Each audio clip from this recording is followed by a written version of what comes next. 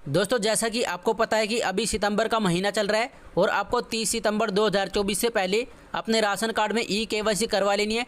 अगर आप 30 सितंबर से पहले अपने राशन कार्ड में किसी भी मेंबर की ई केवाईसी कंप्लीट नहीं करवाते हैं तो उस मेंबर का जो नाम है वो राशन कार्ड से डिलीट हो जाएगा और साथ ही आपका जो राशन कार्ड है वो भी सस्पेंड हो सकता है। तो आज की इस वीडियो में मैं आपको यही बताऊंगा कि आप अपने राशन कार्ड में ई केवाईसी कैसे करेंगे और इसके साथ ही मैं आपको ये भी बताऊंगा कि आपके राशन कार्ड में जितने भी मेंबर है तो उनमें से किस किस मेंबर की ई केवाईसी पहले से कंप्लीट है और किस किस मेंबर की ई केवाईसी अभी नहीं हुई है। तो अपने राशन कार्ड में ई केवाईसी करने के लिए आपको क्या करना है, आपको प्ले स्टोर में जाना है।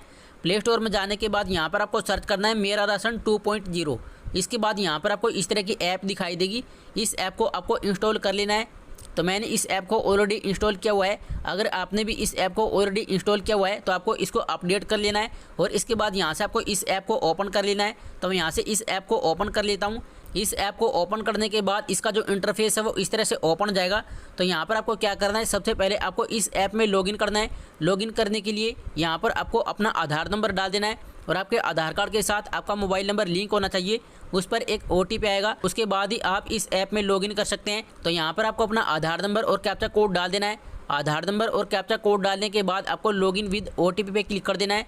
इस पे क्लिक करने के बाद आपके आधार कार्ड के साथ आपका जो भी मोबाइल नंबर लिंक होगा तो उस पर एक OTP आएगा। तो यहाँ पर लिखा हुआ है OTP सेंड सक्सेसफुली और इसके बाद आपको ओके पे क्लिक कर देना है। ओके पे क्लिक करने के बाद आपके मोबाइल नंबर पर जो भी OTP आया तो यहाँ पर आपको OTP डाल देना है और OTP डालने के बाद आपको वेरीफाई पे क्लिक कर देना है। इसके बाद आपका जो OTP है वो वेरीफाई हो जाएगा और इसके बाद यहाँ पर आपको पिन क्रिएट करने का ऑप्शन मिलेगा। तो आपको 4 डिजिट का एम पिन क्रिएट कर लेना है और आपको एम पिन क्रिएट करना बहुत ही ज़्यादा जरूरी है। एम पिन क्रिएट करने से क्या होगा कि जब भी आप इस ऐप को लॉगिन करेंगे तो आपको बार बार अपना आधार नंबर और OTP डालने की ज़रूरत नहीं पड़ेगी। आपने जो एम पिन क्रिएट किया है तो आपको सिर्फ एम पिन डालना है, उसके बाद आप इस ऐप को यूज कर सकते हैं। एम पिन क्रिएट करने के बाद आप इस ऐप में लॉगिन हो जाएंगे और इसका जो इंटरफेस है वो इस तरह से ओपन हो जाएगा। सबसे पहले तो यहाँ पर आपको अपना डिजिटल राशन कार्ड देखने को मिल जाएगा। अगर आप इस पर क्लिक करते हैं तो यहाँ पर आपके राशन कार्ड की बैक साइड ओपन हो जाएगी और आपके राशन कार्ड में जितने मेंबर होंगे तो यहाँ पर आपको उन सभी मेंबर का नाम देखने को मिल जाएगा। अगर आप इस राशन कार्ड को डाउनलोड करना चाहते हैं तो यहाँ से आप इस राशन कार्ड को डाउनलोड कर सकते हैं। तो अब बात करते हैं कि आपको अपने राशन कार्ड में ई केवाईसी कैसे करनी है या फिर आप ई केवाईसी का स्टेटस कैसे चेक कर सकते हैं कि किस किस मेंबर की ई केवाईसी कंप्लीट हो गई है और किस किस मेंबर की ई केवाईसी अभी पेंडिंग में है। तो यहाँ पर आपको एक ऑप्शन दिखाई देगा मैनेज फैमिली डिटेल्स। इस वाले ऑप्शन पे आपको क्लिक कर देना है। इस वाले ऑप्शन पे क्लिक करने के बाद आपके सामने इस तरह का इंटरफेस ओपन हो जाएगा।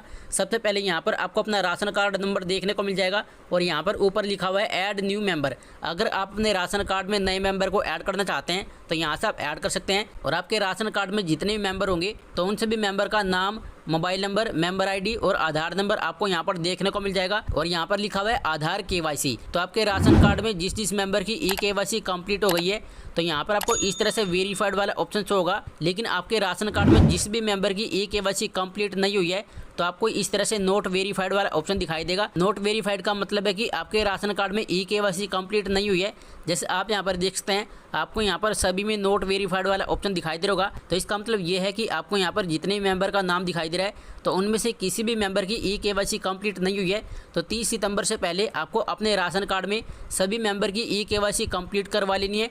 अगर आप अपने राशन कार्ड में 30 सितंबर से पहले ई KYC कंप्लीट नहीं करते हैं तो उस मेंबर का जो नाम है वो राशन कार्ड से डिलीट हो जाएगा और साथ ही आपका राशन कार्ड भी सस्पेंड हो सकता है। तो राशन कार्ड में ऑनलाइन ई KYC कैसे करेंगे तो वो भी मैं आपको बता देता हूँ। तो राशन कार्ड में ऑनलाइन ई KYC करने के लिए आपको क्या करना है, सबसे पहले तो आपको गूगल पर जाना है। गूगल पर जाने के बाद यहाँ पर आपको सर्च करना है ration card KYC। Ration card KYC search करने के बाद आपको यहाँ पर इस तरह की एक वेबसाइट दिखाई देगी। तो इस वेबसाइट को आपको ओपन कर लेना है। इस वेबसाइट को ओपन करने के बाद इसका जो इंटरफेस है वो इस तरह से ओपन हो जाएगा। तो अब आपको क्या करना है, यहाँ पर लिखा हुआ है राशन कार्ड नंबर। तो यहाँ पर आपको अपना राशन कार्ड नंबर डाल देना है और राशन कार्ड नंबर डालने के बाद आपको सर्च पे क्लिक कर देना है। सर्च पे क्लिक करने के बाद यहाँ पर आपके राशन कार्ड की डिटेल्स इस तरह से ओपन हो जाएगी और यहाँ पर लिखा हुआ है आधार कार्ड इज़ नॉट लिंक। तो इसका मतलब ये है कि इस राशन कार्ड में ई KYC कंप्लीट नहीं हुई है। तो राशन कार्ड में ई KYC कंप्लीट करने के लिए आपको क्या करना है, यहाँ पर आपको अपना आधार नंबर टाइप कर देना है और आधार नंबर टाइप करने के बाद आपको चेक बॉक्स पे क्लिक कर देना है। इसके बाद आपको सेंड OTP पे क्लिक कर देना है। इस पर क्लिक करने के बाद आपके आधार कार्ड के साथ आपका जो भी मोबाइल नंबर लिंक होगा तो उस पर एक OTP आएगा, तो आपको OTP डाल देना है और OTP डालने के बाद आपको सबमिट पे क्लिक कर देना है। उसके बाद आपके राशन कार्ड में eKYC कंप्लीट हो जाएगी। और यहाँ पर मैं आपको एक चीज़ और बता देता हूँ कि ऑनलाइन eKYC करने का जो लिंक है वो सभी स्टेट में जारी नहीं किया गया है। ये जो प्रोसेस है वो वेस्ट बंगाल का है। अगर आप वेस्ट बंगाल से बिलोंग करते हैं तो इस प्रोसेस के थ्रू आप ऑनलाइन अपने राशन कार्ड में eKYC कंप्लीट कर सकते हैं। लेकिन अगर आप किसी और स्टेट में रहते हैं तो फिर आप अपने राशन कार्ड में eKYC कैसे करेंगे तो वो भी मैं आपको बता देता हूँ। तो आपको फिर से मैनेज फैमिली डिटेल वाले ऑप्शन पे क्लिक कर देना है। इस पर क्लिक करने के बाद आपको क्या करना है, यहाँ पर लिखा हुआ है नोट वेरीफाइड, आपको इस पर क्लिक कर देना है। नोट वेरीफाइड पे क्लिक करने के बाद यहाँ पर आप देख सकते हैं, यहाँ पर बताया गया है your Aadhaar KYC is pending, please visit your nearest FPS for complete Aadhaar KYC। तो यहाँ पर ये बताया गया है कि अगर आप अपने राशन कार्ड में eKYC करना चाहते हैं तो आपके नियरेस्ट जो भी FPS शॉप है तो आपको वहाँ पर जाना है। आप वहीं से अपने राशन कार्ड में eKYC करवा सकते हैं। तो आपके नियरेस्ट कहाँ पर eKYC हो रही है तो आप कैसे पता करेंगे तो वो भी मैं आपको बता देता हूँ। इसके लिए आपको नीचे की तरफ स्क्रॉल डाउन करना है। नीचे की तरफ स्क्रॉल डाउन करने के बाद यहाँ पर लिखा हुआ है नियर बाई FPS शॉप और यहाँ पर लिखा हुआ है व्यू ऑल। तो यहाँ से आपको व्यू ऑल पे क्लिक कर देना है। व्यू ऑल पे क्लिक करने के बाद आपके नियरेस्ट जितनी भी FPS शॉप होंगी तो वो सभी FPS शॉप आपको यहाँ पर इस तरह से देखने को मिल जाएगी। और यहाँ पर आपको लोकेशन वाला ऑप्शन दिखाई देगा।